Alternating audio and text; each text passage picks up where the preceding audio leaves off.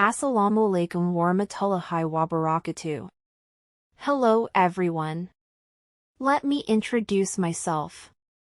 My name is Relelia Purwadi, with student ID number 234111051 from the Management Study Program. In this video, I will present and explain the topic related to the course that I am studying. I hope this presentation can provide useful information and help us understand the topic better. Without further ado, let's begin the presentation. In this slide, I will explain the definition of internal control within a company. Internal control is a process designed and implemented by management and all members of the organization to ensure that company activities are carried out in accordance with established objectives. Internal control is not limited to a specific department but involves all parties within the company, from top management to employees who carry out day-to-day operations. The primary purpose of internal control is to provide reasonable assurance that company activities are running effectively and efficiently.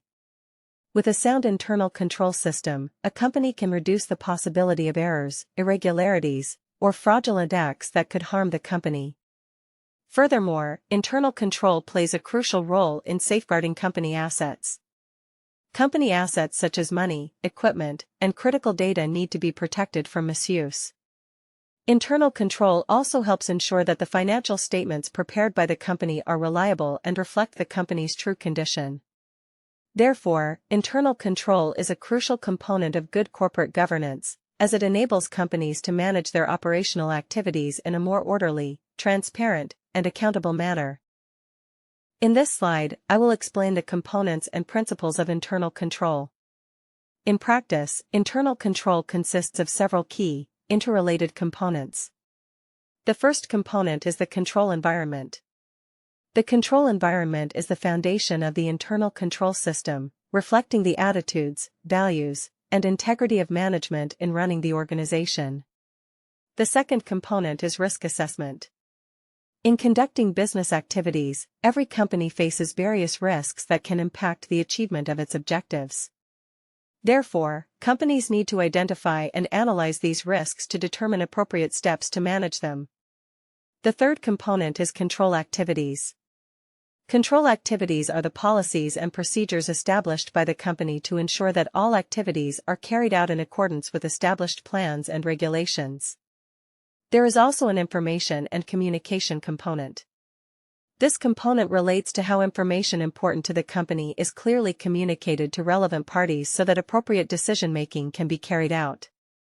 The final component is monitoring. Monitoring is carried out to ensure that the entire internal control system is running smoothly and can be corrected if weaknesses are identified in its implementation. This slide will further explain several important elements of internal control, namely the control environment, risk assessment, and control activities. The control environment is the primary foundation of a company's internal control system. The control environment reflects management's attitude towards the importance of control within the organization. If management has a strong commitment to integrity, ethics, and discipline, this will influence all members of the organization to work in accordance with applicable regulations. Next is risk assessment. Every company faces various risks in carrying out its operational activities, including financial, operational, and risks related to the business environment. Therefore, companies need to identify and analyze these risks to take appropriate steps to reduce the likelihood of losses. Next are control activities. Control activities are the various policies and procedures established by the company to ensure that all activities are carried out in accordance with established policies.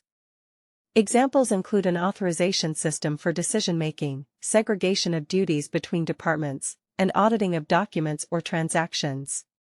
By implementing a sound control environment, risk assessment, and control activities, companies can create a more effective internal control system that supports the achievement of company goals.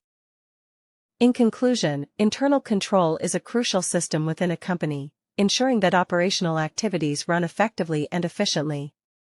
Furthermore, internal control also aims to safeguard company assets, ensure the reliability of financial reports, and ensure compliance with applicable regulations. Internal control comprises several key interrelated components, such as environmental control, risk assessment, control activities, information and communication, and monitoring. All of these components work together to create a control system that supports overall company performance.